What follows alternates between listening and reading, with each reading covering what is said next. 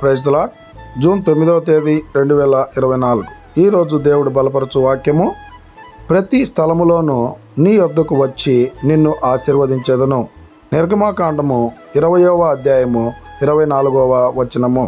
ప్రేమైనటువంటి దేవుని బిడ్డలారా, ఈ ఉదయకాల సమయంలో దేవుడు మనల్ని బలపరచడానికి తెలియబరుస్తున్నటువంటి మాట, మనము వెళ్ళేటువంటి ప్రతి స్థలములో ఆ దేవాది దేవుడు నీతో కూడా వచ్చి నిన్ను ఆశీర్వదిస్తానని చెప్పి దేవుని మాటలు సెలవిస్తూ ఉన్నాయి.